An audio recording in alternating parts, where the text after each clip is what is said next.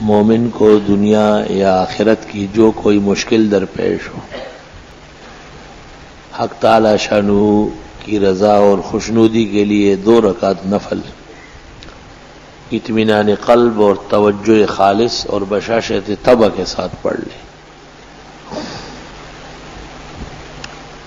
محدثین لکھتے ہیں کہ ایسی نماز پڑھے کہ اللہ اکبر سے لے کے سلام تک کوئی اور خیال نہ آئے، حدیث النفس سے محفوظ رہے بالکل۔ حدیثوں میں جب یہ نماز آتی ہے تو ساتھ یہ بھی ہوتے وَلَمْ يُحَدِّثْ بِهَا نَفْسَهُ، دل میں کوئی خیال وہم شبہ تک نہیں آیا۔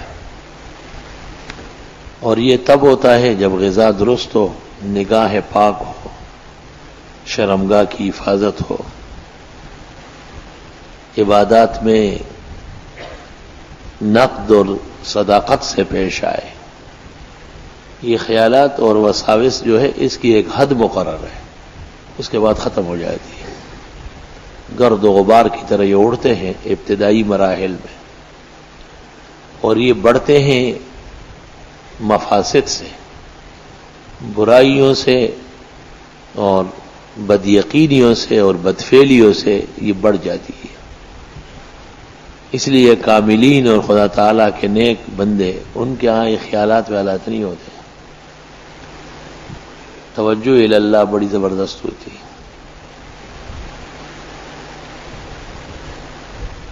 شرعاً تو کسی بھی نماز میں خیال آئے نہ آئے کوئی فرق نہیں پڑتا، فقہاء متفق ہے کہ جب ارکان صحیح ادا ہو گئے نماز ہو گئی۔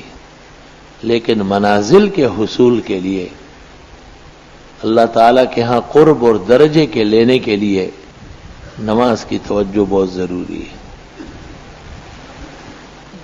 پھر وضو بھی سنت طریقے سے ہو، نہ پانی زیادہ استعمال کرے اور نہ بالکل کم، جو سنت طریقہ ہے ہر روز وہ 3 دفعہ دھویا، سر کا مسح 1 بار کیا۔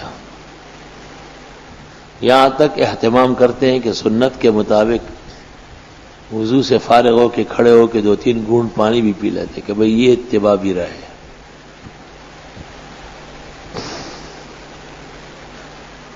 اس کے بعد 2 رکعت پڑھ کر کے حق تعالیٰ سے دعا مانگے اور صلاۃ الحاجات کی دعا پڑھ لے، لا الہ الا اللہ الحلیم الکریم، سبحان اللہ رب العرش العظیم، الحمد للہ رب العالمین، نسألک موجبات رحمتک وعزائم مغفرتک والغنیمۃ من کل بر والسلامۃ من کل اسم، اللہم لا تدع لی ذنبا الا غفرت ولا ہما الا فرجت ولا حاجۃ من حوائج الدنیا ہی عندک رضا الا قضیتها یا ارحم الراحمین۔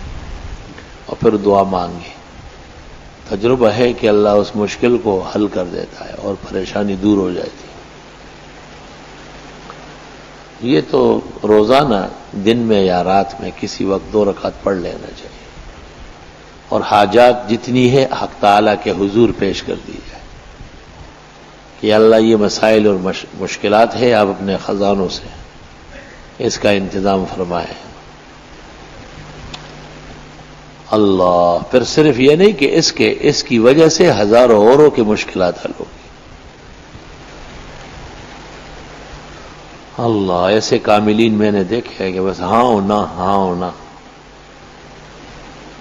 بات کہی گئی اور ٹھیک ہے بس ہو جائے، ہو گیا۔ خدا تعالیٰ کے ہاں ان کی وجاہت قائم ہو جاتی ہے۔ جیسے آپ کی نظر میں بعض افراد ایسے ہیں جو وہ کہے آپ تیار ہے کرنے کے لیے، اتنا اعتماد ہے آپ کا۔ حق تعالیٰ کے ہاں بھی صدق عمل اور صدق قول کا بڑا زبردست اعزاز ہے۔ ایک تو صلاۃ حاجت پر توجہ کم ہے، لوگوں کی کم پڑھتے ہیں، سمجھتے نہیں اس کو، ایک کان سے سن لیتے ہیں دوسرے سے نکال لیتے ہیں اور الجھے رہتے ہیں۔ ہم وقت پورا گھرانہ، خاندان، افراد، رشتے، نوکریاں، رزق، کارو سب الجھا ہوا ہے۔ اس کی مثال ایسی ہے جس طرح ایک آدمی کے جسم کو آگ لگی ہے اور وہ بجھانے کا انتظام نہیں کر رہا ہے، اور کشتی کے اس تختے پہ کڑا ہے جو کشتی سے ٹوٹ چکا ہے اور چند لمحوں میں ڈوبنے والا ہے، اور پرواہ کچھ نہیں ہے، اس کو کم عقل ہے، نا تجربہ کار ہے، اپنی جان کا دشمن ہے۔ اس لیے اس نماز پر سلف کی انتہائی توجہ رہی۔ دن میں آپ کسی وقت پڑھ لیں، وقت کی کوئی پابندی نہیں، رات کو کسی گھڑی میں پڑھ لیں، لیکن پڑھنے کی عادت ڈالیں۔